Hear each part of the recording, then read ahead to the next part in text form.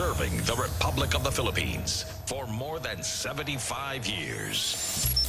Ito po ang Presidential Broadcast Service. Ang Pilipinas ngayon.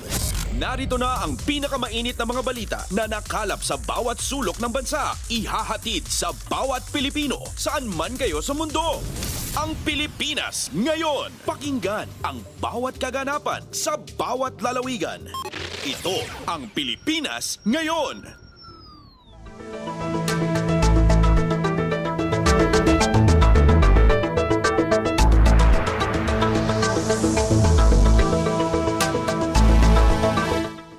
Magandang araw po sa ating mga tagapakinig. Welcome po muli sa ating programang Ang Pilipinas Ngayon. Napapakinggan po ninyo saan mang bahagi ng mundo sa pamamagitan ng ating himpilang Radyo Pilipinas World Service ng Presidential Broadcast Service. Napapakinggan po tayo sa mga sumusunod na shortwave frequencies sa 9.960 MHz, 12.120 MHz at 15.190 MHz. Ako po si Ven Blones. Samahan po ninyo ako sa kabuuan ng ating programa ngayong araw na ito. Kapapalooban pa rin po ng ilan sa mga mahalagang balita mula dito sa ating bansa. Kasama na ang mga segmentong business, sports, showbiz at ang mga ulat mula sa iba't ibang rehiyon at lalawigan dito sa Pilipinas para sa ating regional news. Samantala, nais po namin kayong imbitahin na bisitahin ang ating Facebook page, ang Radyo Pilipinas World Service. Paki-follow, like at share na rin po. Ang tabayanan, sa inyo na sa ilang sandali ang kabuuan ng ating programang Ang Pilipinas Ngayon. Kumpleto, detalyadong balitaan, di papahuli sa mahahalagang kaganapan. Kamustahin ang inang bayan, ang Pilipinas ngayon.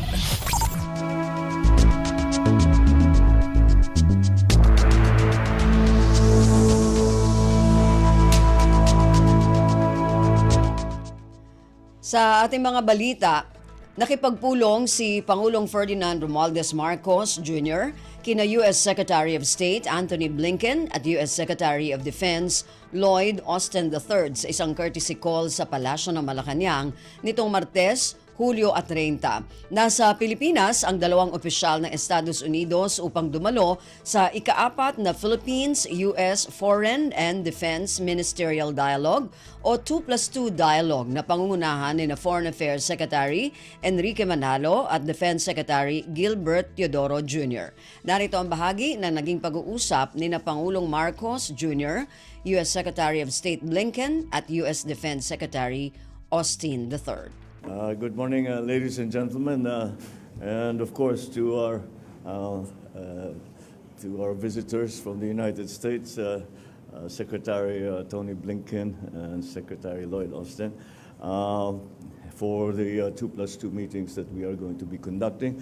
Welcome back to the Philippines, and I'm always very happy that these communication lines are very open, so that all the things that we are doing together in terms of our alliance, in terms of the specific context of our situation here in the West Philippine Sea and in the Indo-Pacific, are continuously examined and re-examined. So we are agile in terms of our responses. But we are very happy to see you once again. I'm a bit surprised considering how interesting your political situation has become back in the States, but I'm glad that you found the time to come and visit with us. Mr. President, thank you so much. Thank you for as always, the warm welcome. I bring you greetings from President Biden, Vice President Harris, along with Secretary Austin. We're very, very pleased to be here. Let me just start by sending our deepest condolences to all of the victims of the recent typhoon, and to say again, anything we can do to be of assistance, we welcome doing that. I think today is genuinely historic. This is the first time that the Philippines has hosted our 2+2. It's, I think, really evidence of a steady drumbeat of very high-level engagements between our countries that are covering the full range of issues and opportunities that bring us together, not only security, but also economic, and we're truly grateful for this partnership. We look forward to a very good day with our colleagues and to further advancing the critical work that we're doing together. So thank you again for receiving us. No, of course. Mr. President, let me echo Tony's comments on the warm welcome. It really is great to be back in country again. And also his offer of condolences for those who have been affected by the storm. You know, I've said a number of times that we're more than allies, we're family. And it always feels that way when you know, I'm working with our colleagues.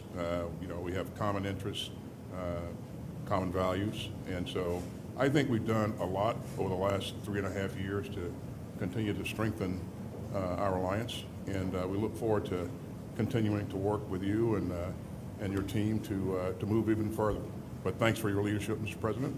Again, it's been a great 3.5 years, and I look forward to another 3.5 or another 4 in strengthening this relationship. So thanks. Thank you. Thank you very much indeed.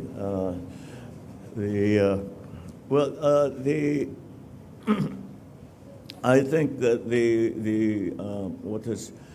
all of the things that we have done in the previous months has been really serves really to make all our alliances and partnerships more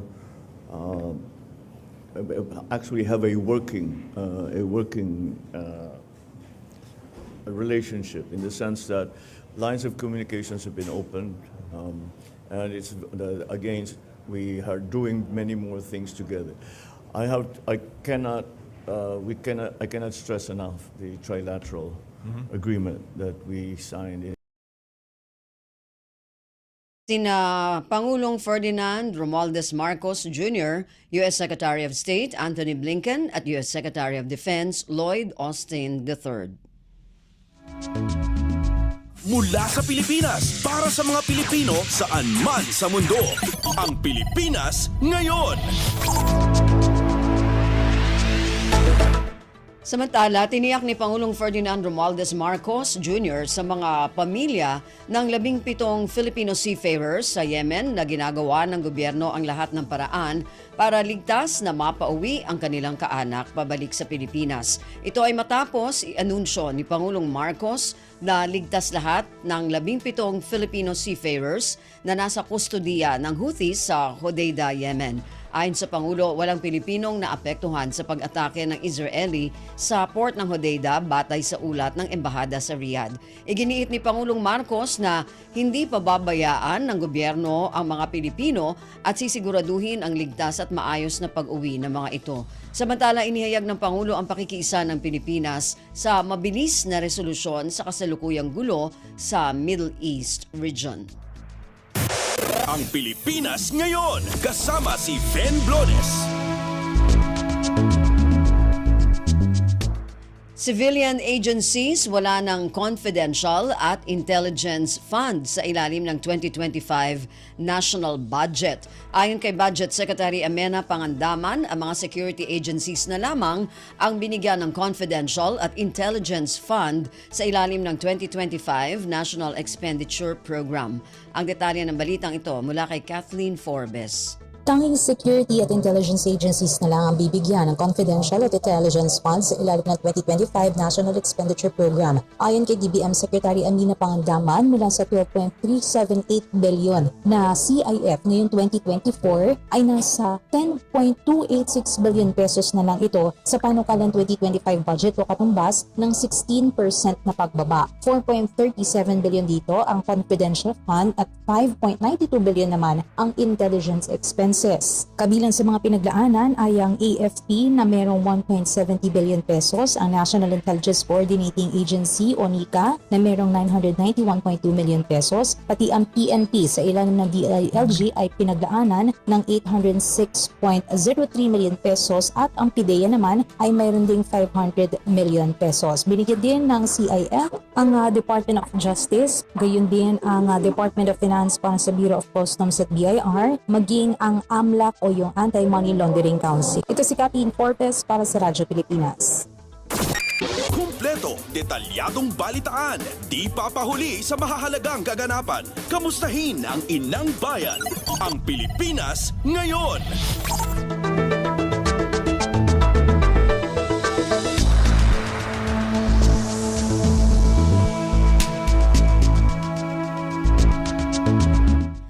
Samantala, sektor ng transportasyon nakapagtala ng pinakamalaking pagtaas sa budget para sa taong 2025 batay sa isinumiteng 2025 National Expenditure Program ng Department of Budget and Management o DBM.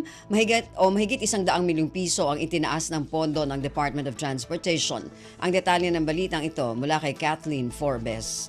Higit 100 milyong piso ang itinaas ng panukalang budget ng Department of Transportation para sa susunod na taon, salig na rin sa isinumiting 2025 National Expenditure Program ng DBM. Mula sa kasalukuyang budget na 73.9 billion pesos sa panukalang 2025 budget ay ginawa itong 180.9 billion pesos o katumbas ng 144.8% ng pagtaas. Paliwanag ni Budget Secretary Amina Pangandaman, kaya lumaki ng husto ang alokasyon sa DOTR ay dahil na kailangan na magbayad ng gobyerno para sa mga proyekto na karamihan ay foreign assisted. Partikular anya dito ang mga railway projects gaya ng North-South Commuter Railway System, MRT-3 Rehabilitation Project at Metro Manila Subway Phase 1. Katunayan na sa 107.3 million pesos ang alokasyon ng Rail Transport Program sa ilalim ng 2025 NEP. Ito si Kathleen Forbes para sa Radyo Pilipinas. Ang Pilipinas ngayon, kasama si Ben Blones. Umangat ang ranggo ng Pilipinas sa Global Anti-Red Tape Rankings. Ayon sa Anti-Red Tape Authority o ARTA, nagbunga ng maganda ang mga anti-red tape program ng Administrasyong Marcos nang maitaas ito ng 3 ranggo. Sa 2024 World Competitiveness Report ng International Institute for Management Development, umakyat ang Pilipinas sa 49th place mula sa dating 52nd place. Tiniyak ng ARTA na ipagpapatuloy nito ang pagsasaayos ng mga serbisyo sa gobyerno tulad ng streamlining at digitalization upang mas maging competitive at business-friendly ang Pilipinas. Kumpleto, detalyadong balitaan, di papahuli sa mahahalagang kaganapan. Kamustahin ang inang bayan, ang Pilipinas ngayon.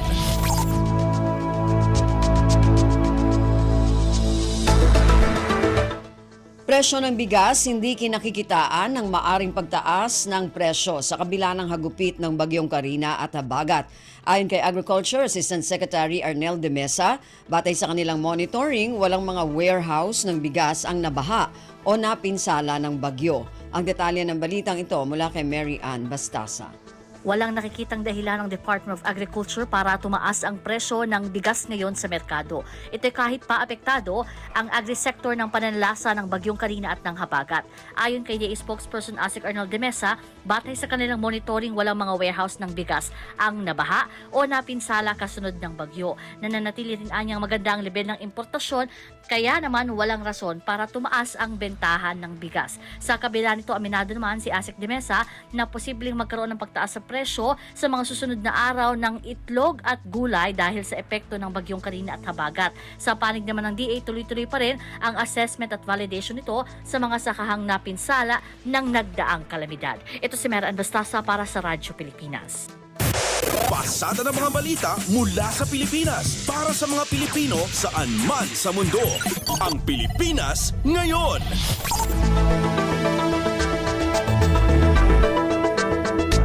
Armed Forces of the Philippines o AFP Chief of Staff General Romeo Bronner Jr. personal na sinalubong ang 28 sundalo na nagbalik mula sa pagbabantay sa BRP Sierra Madre nitong Lunes sa isang palatuntunan sa Naval Detachment sa Oyster Bay Pier sa Puerto Princesa City. Pinarangalan ni Bronner ang mga tropa na nakatapos ng kanilang deployment sa Ayungin Shoal. Ang detalye ng balitang ito mula kay Leo Sarne. Personal na sinalubong ni Armed Forces of the Philippines o AFP Chief of Staff General Romeo Bronner Jr. ang 28 sundalong nagbalik mula sa pagbabantay sa BRP Sierra Madre kahapon. Sa isang palatuntunan sa Naval Detachment sa Oyster Bay Pier sa Puerto Princesa City, pinarangalan ni General Bronner ang mga tropa na nakatapos ng kanilang deployment sa Ayungin Shoal. Pinasalamatan ni General Bronner ang mga sundalo sa kanilang dedikasyon at commitment sa pagprotekta sa soberenya at interes ng bansa sa West Philippine Sea. Nagpasalamat din si Bronner sa suporta at pangunawa ng kanilang pamilya na nagsisilbing pampataas ng moral ng mga sundalo. Ayon kay AFP Public Affairs Office Chief Colonel Cercis Trinidad, ang ligtas na pagbabalik ng mga tropa matapos ang isinagawang matagumpay na rotation and resupply mission noong Hulyo 27 ay pagpapakita ng mahalagang papel ng AFP sa pangangalaga ng pambansang interes. Mula sa AFP, ito si Leo Sarne para sa Radyo Pilipinas.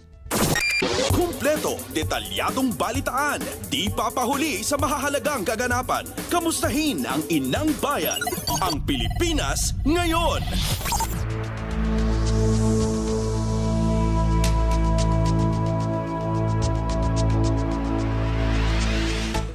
Ibabalik sa pinanggalingang bansa ang lahat ng mga manggagawa ng Philippine Offshore and Gaming Operators o POGO kasama ang mga anak at pamilya ng mga ito. Ayon sa Bureau of Immigration o BI, walang exempted na POGO workers sa kautusan nitong deportasyon. Sinabi ni Immigration Spokesperson Dana Sandoval na walang adjustment ang maaaring gawin para hindi isali ang mga ito.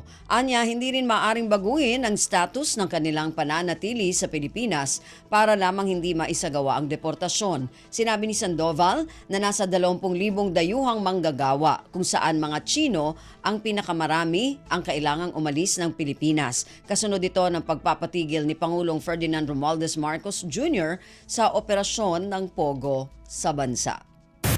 Pasada ng mga balita mula sa Pilipinas para sa mga Pilipino saan man sa mundo. Ang Pilipinas ngayon.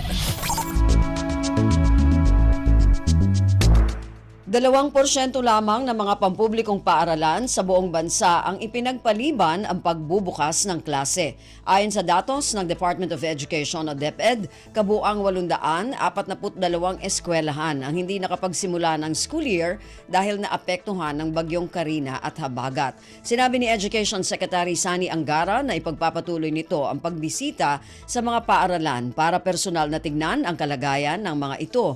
Ayon sa DepEd, ang Region 3 ang may pinakamaraming paaralang apektado ng bagyo. Sinundan nito ng National Capital Region o NCR, Region 1, Region 4A at Region 12. Ang Pilipinas ngayon, kasama si Ben Blones. Ikinalugod ni Tourism Secretary Cristina Frasco ang pagiging top 1 ng Siargao sa pinakamagandang destinasyon sa buong Timog Silangang Asya. Hinirang ng isang prestihiyosong magazine na Lonely Planet ang Siargao bilang number 1 place to visit in Southeast Asia. Ayon kay Frasco, isang malaking karangalan na mapabilang ang Pilipinas, partikular ang Siargao bilang top 1 sa buong Asya. Tunay anya na isa ang Pilipinas sa may pinakamagandang tourism sites, hindi lamang sa buong Asya, maging sa buong mundo. Sa huli, nagpasalamat si Frasco sa Lonely Planet sa pagpili sa Siargao at nangakong ipagpapatuloy ang pagpapaganda at pagpapaunlad ng sektor ng turismo sa bansa. Kumpleto, detalyadong balitaan, di papahuli sa mahahalagang kaganapan. Kamustahin ang inang bayan, ang Pilipinas ngayon.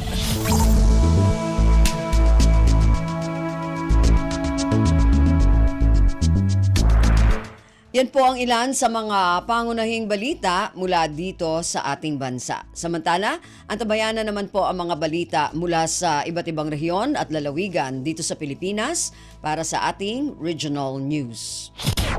Balita mula sa lalawigan sa bawat rehiyon ng ating bayan. Dito sa Ang Pilipinas Ngayon.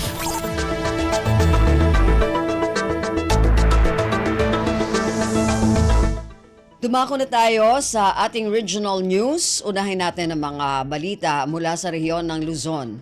Mula sa Lawag, Tomato Cold Storage Facility, matagumpay na pinasinayaan sa Sarat, Ilocos Norte. Ang detalye ng balitang ito mula kay Rani Dorilag.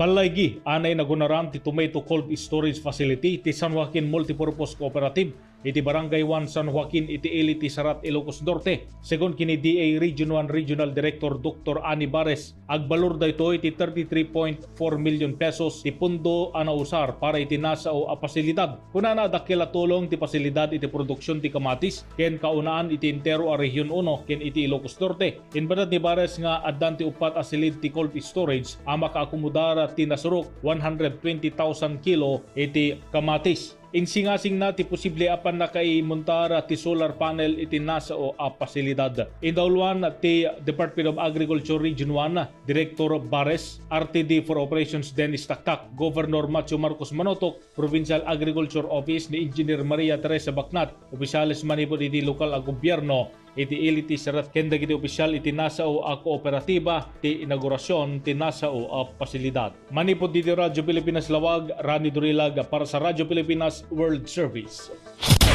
Balita mula sa lalawigan sa bawat rehiyon ng ating bayan. Dito sa Ang Pilipinas Ngayon.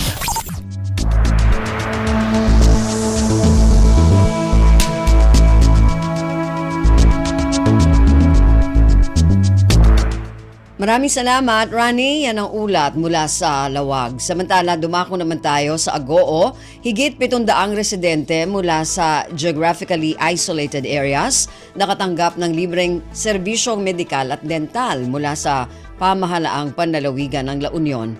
Ang detalye ng balitang ito mula kay Albert Kawile. Tapno masigurado ang magunod ti amin na residente ti probinsya dagiti kangrona na kasapulan, inorganisar ti gobyerno provincial ti La Union babayan ti Provincial Health Office, ti Medical and Dental Outreach Program kadagiti geographically isolated and disadvantaged areas iti probinsya. Naisengka ti outreach program iti 7 ageda barangay iti 6 nga ili, apakay bilangan ti Dagop Bagulin, Upuplas ti Sudipan, Lipay ti San Gabriel, Makabato ti Aringay ken Agiwas ken San Isidro ti Nagilian. 722 a residente ditoy tinases ken ikkan ti tulong, apakay bilangan ti medical consultation, laboratory examination, dental services ken dadumapay akadawian a serbisyo asap sa pulen dagiti residente. Iti laksit ti lokasyon da ken kinakurang dagiti resources na ikkan dagiti residente iti dekalidad apan nakaperipato ti salunat manipod kadagiti competent medical provider babayan iti programa. Ti GEDA Medical and Dental Outreach Program ket agtultuloy a proyekto ti gobyerno provincial amang bisita itadadupay a barangay iti probinsya. Manipod RP Ago, Albert Kawile para sa Radyo Pilipinas World Service. Balita mula sa lalawigan sa bawat rehiyon ng ating bayan. Dito sa Ang Pilipinas Ngayon. Maraming salamat, Albert. Yan ang ulat mula sa Agoo at kabuuan na ulat mula sa rehiyon ng Luzon. Samantala, dumako naman tayo sa rehiyon ng Kabisayaan mula sa Borongan. Eastern Samar State University tumanggap ng mahigit 4 na milyong pisong scholarship grants mula sa Commission on Higher Education. Ang detalye ng balitang ito mula kay Pen Pomida. Ginkarawatan Eastern Samar State University ESO Scholarship and Financial Assistance Office Main Campus ang sobra 4.3 million pesos in scholarship grants. Tikang ha Commission on Higher Education Regional Office 8 hausang seremonya na kalabay nga simana hatiatro ibabaw nun ESO Borongan City. Ang nasabi nga scholarship grants in tikang hitun kanan CHED Tertiary Education Subsidy kun TES ug tulong dunong program TDP. Sigunhan Scholarship Office 103 TS grantees in makarawat hin 20,000 pesos kada usa, samtang ang 300 TDP grantees 7,500 pesos kada usa nga scholar. Ginalauman nga ini in mahididistribuer hasyahan nga simana hiton Agosto 2024. Ang mga check and gin turnover ni CHED Regional Office 8 Director Dr. Maximo Alhibe, ngadakan ESO President Dr. Andres Pagatpatan Jr., kaupo daton iba pa nga mga opisyal han ESO. Tikang Radyo Pilipinas Borongan, inihipen Pumida para Radyo Pilipinas World Service. Balita mula sa lalawigan sa bawat rehiyon ng ating bayan. Dito sa Ang Pilipinas Ngayon.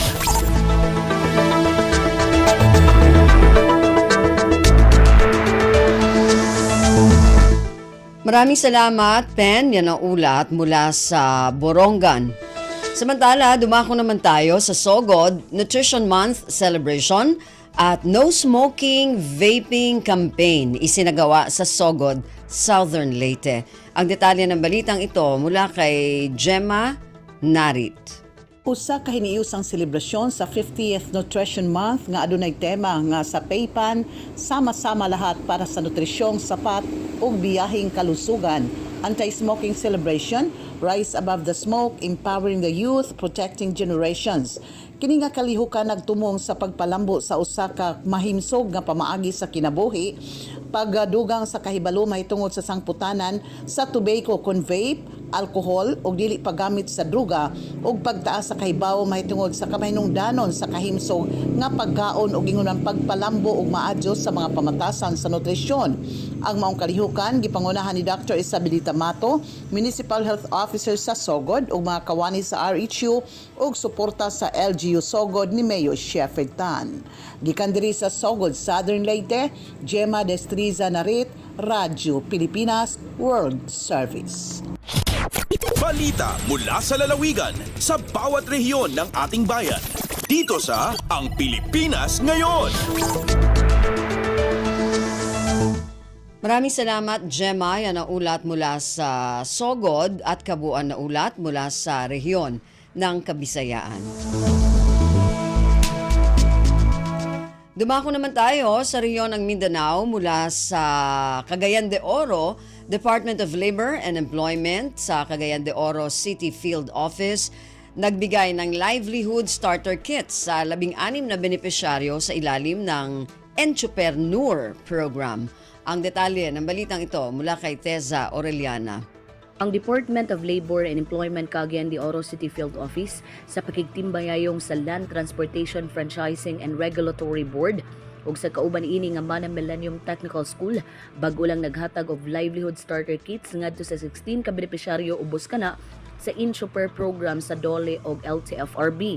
Ang mga benepisyaryo nakadawat og kantidad ngadto sa 30,000 matag usa aron masugda na ang ilang proyekto sa panginabuhian. Kini nga inisyatiba gidisenyo sa pagpataas sa kinabuhi pinaagi sa pagsangkap sa mga partisipante sa mga importanteng kahanas, kahinguhaan ug mga oportunidad alang sa balungtarong panginabuhian.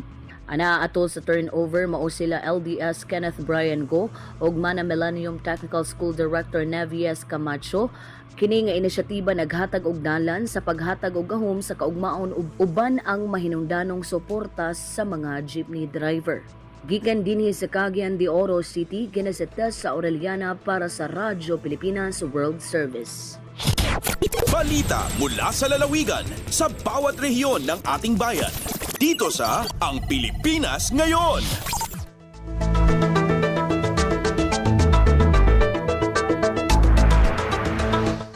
Maraming salamat, Tessa. Yan ang ulat mula sa Cagayan de Oro.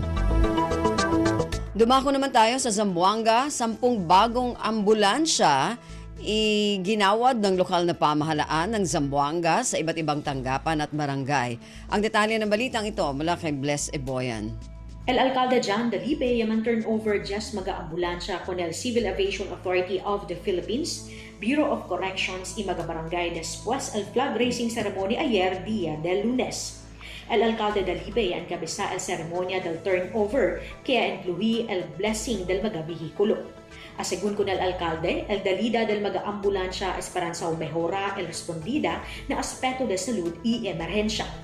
Junto con el alcalde Dalipe, amukanda vice-alcalde Pinpin Pareja, administrador del ciudad Attorney Wendell Soto, Ka-Bridge 9 Manager Engineer Roderick Tugade y Assistant CDRRM Officer Clint Senosa. Desde aquí na Radyo Pilipinas Zamboanga, este es Bless Iboyan para na Radyo Pilipinas World Service. Balita mula sa lalawigan sa bawat rehiyon ng ating bayan. Dito sa Ang Pilipinas Ngayon.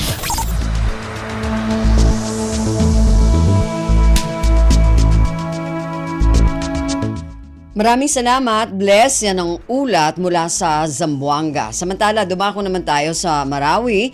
Pinakaunang pagsusulit para sa Amateur Radio Operators Licensure Examination, pinangunahan ng Bangsamoro Telecommunications Commission sa Marawi City. Ang detalye ng balitang ito mula kay Joania Yusuf. Piagulwana na Bangsamoro Telecommunications Commission, babagudin so Amateur Radio Operators Examination, padira na Ministry of Transportation and Communication ag National Telecommunications Commission. Inider pa sa May Pakpak Central Elementary School, Marawi City, sa ayamyag exam na 244 examinees sa plius o resultaw exam mapasad so nampolo gawe. Kabasay Attorney Abir A. Noor, Deputy Commissioner BTC ayad na antapo programa na mabaloy ang matao ago professional sa mga radio operator sa Lanao del Sur, ngulalan ko kapaka-registerera na ko kapakapasiran kumyalo ya exam. Amay kumakapasiran ko exam sa passing rate na 75% na pagkakwasiran sa mas mapurwa access ko frequency band ipuun sa 144 MHz taman sa 146 MHz ago pagkakwasiran sa international call sign. Tiya katanaw mga uluan ng mga opisina ami aloy, apon na maraniran sa mga radio operator sa Lanao del Sur mabaloy a licensed aguad na kapasangiran kudi katunga kung mga radyo. Yes, si Johannia Yuso puun sa Marawi para sa Radyo Pilipinas World Service. Balita mula sa lalawigan sa bawat rehiyon ng ating bayan. Dito sa Ang Pilipinas Ngayon.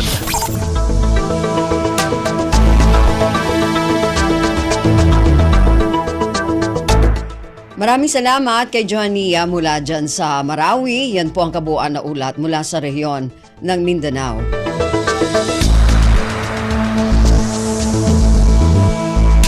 Narinig po ninyo ating regional news para sa araw na ito, kalipunan ng mga balita mula sa iba't ibang rehiyon at lalawigan dito sa Pilipinas. Samantala, antabayan na naman po ang ating mga segmentong business, sports at showbiz.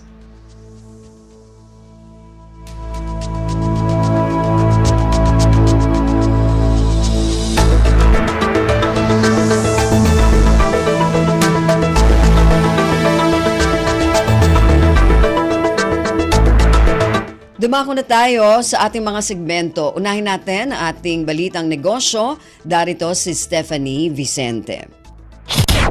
Lagay ng ekonomiya, kalakalan, negosyo at iba pa. Atin ang alamin dito sa Ang Pilipinas Ngayon. Magandang araw, narito tayong muli para sa segmentong balitang negosyo at kalakalan. Nakakolekta ang Bureau of the Treasury o BTR ng 20 bilyong piso mula sa Treasury Bills o T-Bills auction nitong Lunes. Matatandaan ang BTR ay tumatanggap ng bids para sa T-Bills. Ang 91, 182 at 364-day T-Bills ay nakakuha ng average rates na 5.779%, 6.014% at 6.108% ayon sa pagkakasunod-sunod. Ang Philippine Peso Bloomberg Valuation Service Reference Rate ay 5.729% para sa 3-month tenor, 6.039% para sa 6-month tenor, at 6.158% para sa 1-year tenor. Ang auction ay 1.8 beses na oversubscribed kung saan umakit ito ng 36.0 billion pesos na total tenders. Lagay ng ekonomiya, kalakalan, negosyo at iba pa. Atin ang alamin dito sa Ang Pilipinas Ngayon.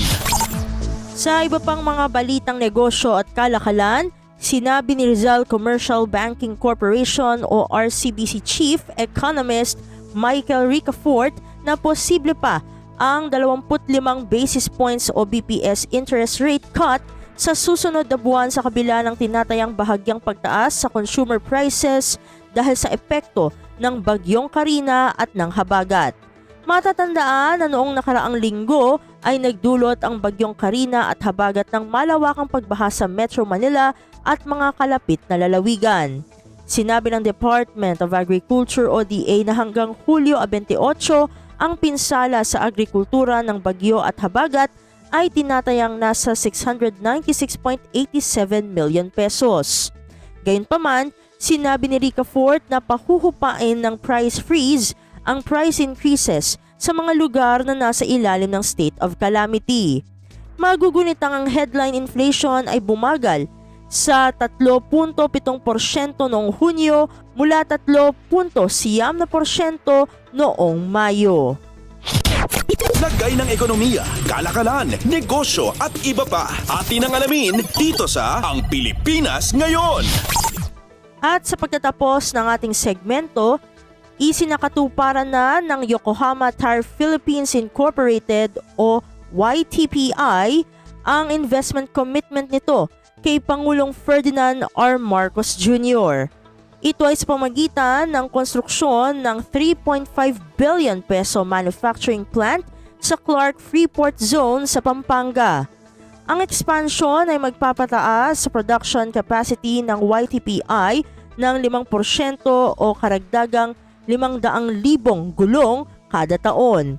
Ang YTPI na nag-iisang tire manufacturer ng bansa ay kasalukuyang nagpo-produce ng 10 milyong gulong kada taon.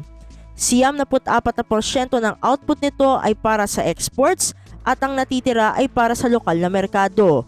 Ang bagong planta ay lilikha rin ng 500 trabaho para sa mga Pilipino. Lagay ng ekonomiya, kalakalan, negosyo at iba pa. Atin ang alamin dito sa Ang Pilipinas Ngayon. At dito na nagtatapos ang ating segmentong Balitang Negosyo at Kalakalan para sa Radyo Pilipinas World Service. Ito si Steph Vicente. Muli, magandang araw. Lagay ng ekonomiya, kalakalan, negosyo at iba pa. Atin ang alamin dito sa Ang Pilipinas Ngayon.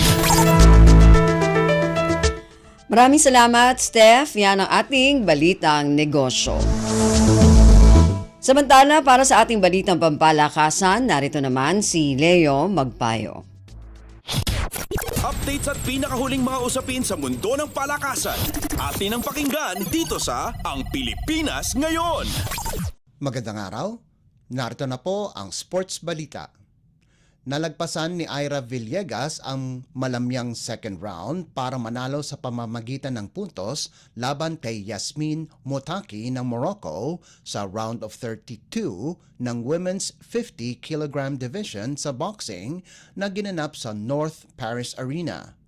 Binuksan ni Villegas ang kanyang kampanya sa 2024 Paris Olympics ng panalo at siniguro nito na maganda ang panimula ng Pilipinas sa larangan ng boxing.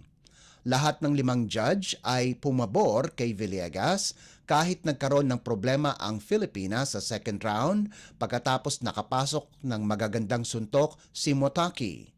3 judge ang nagbigay ng second round kay Motaki para gawing balanse ang laban sa ikatlong round. Subalit si Villegas na unang sabak sa Olympics ang nakapasok ng mas malinis na importanteng suntok sa final round kasama ang isang mabigat na left hook sa mga huling segundo ng laban. Nakuha ni Villegas ang pabor mula sa 4 sa 5 judges sa final round para masiguro ang kanyang panalo. Makakatapat ni Villegas ang number 2 seed na si Romaisa Boulam ng Algeria sa round of 16 na nakatakda sa Agosto 1. Updates at pinakahuling mga usapin sa mundo ng palakasan. Atin ang pakinggan dito sa Ang Pilipinas Ngayon. Samantala, sisimulan na din ng mga Tokyo Olympic medalist Nesty Petesio at Yumir Marshall ang kanilang kampanya para sa minimithing gintong medalya sa 2024 Paris Olympics kung saan pangarap nilang malagpasan ang kanilang nakuhang medalya 3 taon na ang nakalilipas. Pakay ni Petesio na nakakuha ng silver medal sa huling edisyon ng Olympics na makuha ang gintong medalya.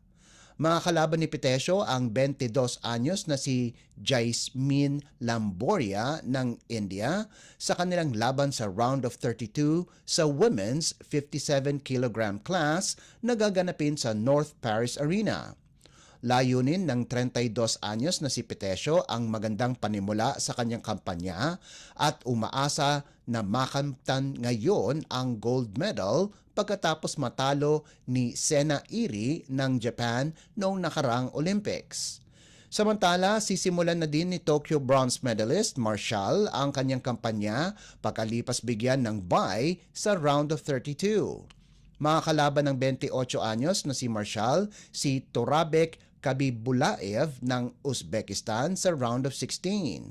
Kapag nanalo si Marshall, pasok kaagad ito sa quarterfinals at makakatapad nito ang reigning Olympic champion na si Arlen Lopez ng Cuba na nanaig sa 81 kg division nitong nakaraang Summer Games. Updates at pinakahuling mga usapin sa mundo ng palakasan.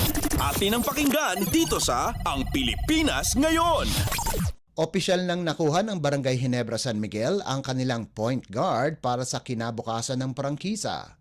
Ang koponan na minamandohan ni head coach Tim Cone ay opisyal nang pinapirma ang kanilang 2024 PBA Rookie Draft third overall pick na si RJ Abarientos sa 3 taong kontrata. Si Abarientos na kamakailan lamang ay naglaro para sa Strong Group Athletics Philippines na nagtitulo sa 43rd William Jones Cup, ang isa sa 4 na rookies na kinuha ng Gin Kings sa katatapos lamang na rookie draft kasama sina Paul Garcia, Didat Hanapi at Paulo Hernandez. Subalit pinadala na sina Hanapi at Hernandez sa Terra Firma Jeep para sa second round pick sa susunod na rookie draft. Ayon sa ahente ni Abarientos na si Edgar Mangahas, pumirma ito ng maximum deal para sa Gin Kings.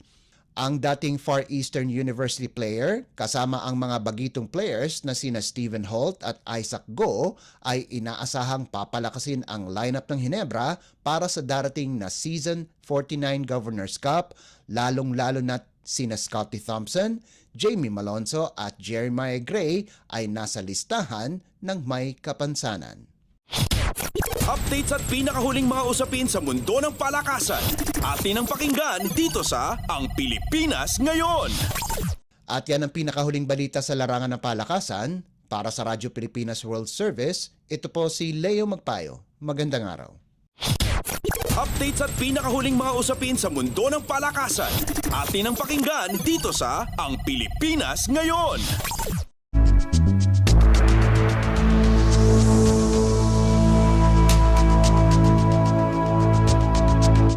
Maraming salamat, Leo. Yan ang ating balitang pampalakasan. Samantala, para sa mga nag-aabang ng mga chismis mula sa mundo ng showbiz, para sa ating showbiz balita, narito si Mama JT. Ang latest, ang hottest sa showbiz and entertainment. Heto na sa Ang Pilipinas Ngayon.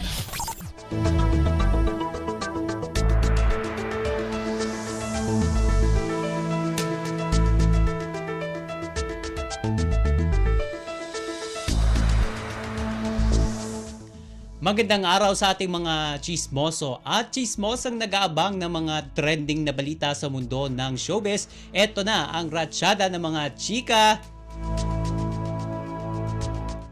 Big winner pa rin ang tinaguriang Chinita Princess sa si Kim Chiu dahil nakatakda itong tanggapin ang tropeyo bilang Outstanding Asian Star sa Seoul International Drama Awards 2024. Ibinahagi ni Kim ang panibagong tagumpay sa kanyang Instagram account, sabay pasasalamat sa kanyang pamilya, kaibigan at mga tagahanga niya. Sa It's Showtime, nagpasalamat rin ang Chinita Princess sa namayapang head ng Dreamscape Entertainment na si Deo Endrinal sa pagkakataong ibinigay sa kanya upang gampanan ang role bilang Juliana sa teleseryeng Lin Lang. Bukod kay Kim, nakatanggap na rin ng kaparehong award sina Bel Mariano noong 2022 at Catherine Bernardo noong 2023. Sa September 25 naman, gaganapin ang awarding ceremony sa South Korea. Ang latest, ang hottest sa showbiz and entertainment. Heto na sa Ang Pilipinas Ngayon.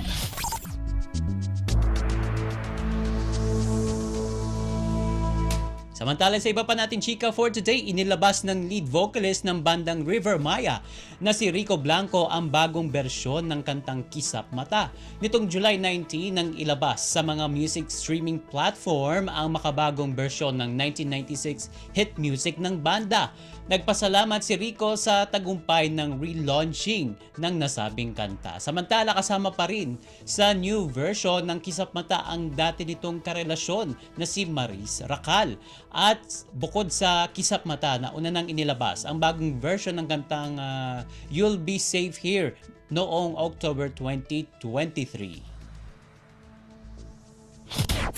Ang latest, ang hottest sa showbiz and entertainment. Heto na sa Ang Pilipinas Ngayon.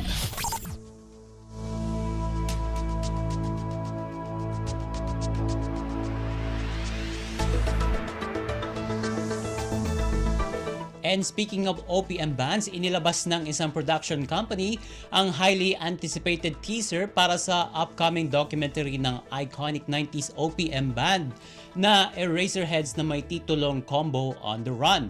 Sa teaser na inirelease sa YouTube, ikunento ng mga miyembro nito na sina Eli Buendia, Buddy Zabala, Raymond Marasigan at Marcos Adoro ang kanilang naging paglalakbay sa mundo ng musika, maging ang kanilang impact sa lipunan, ang kanilang mga pagkakaiba at ang dahilan ng kanilang muling pagsasama makalipas ang ilang taon mula nang sila ay maghiwa-hiwalay.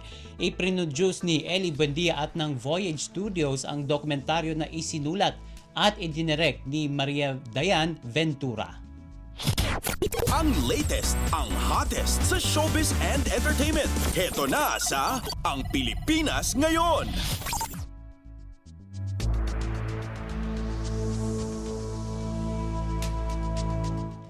At wala na tayong oras para sa ating balitang artista. Maraming salamat mga kachismis sa pakikinig sa aking mga chika for today. Ako po si Mama JT para sa Radyo Pilipinas World Service. Ang latest, ang hottest sa showbiz and entertainment. Heto na sa Ang Pilipinas Ngayon.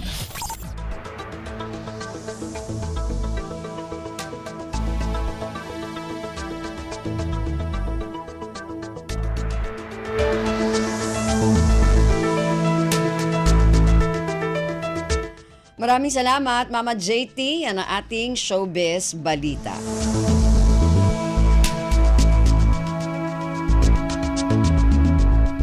At narinig po ninyo ang kabuuan ng ating programang Ang Pilipinas Ngayon. Magpapasalamat muna tayo sa mga nakasama natin sa ating programa ngayong araw na ito. Sa ating technical side, kina Milo Jonella, Susan Naison, Anthony Pimentel. Maraming salamat din sa mga nakasama natin sa ating mga segmento sa ating Balitang Negosyo kay Stephanie Vicente, sa ating Balitang Pampalakasan kay Leo Magpayo, at sa ating executive producer ngayong araw na ito kay Jerome Toledo, sa mga kasama natin na nag-ulat mula sa iba't ibang rehiyon at lalawigan dito sa Pilipinas para sa ating regional news at sa ating station manager na si Mr. Ray Sampang. Hanggang sa susunod na edisyon ng ating programang Ang Pilipinas Ngayon, ako pong muli si Ven Blones. Maraming salamat po at mabuhay po tayong mga Pilipino. At yan ang Pilipinas Ngayon.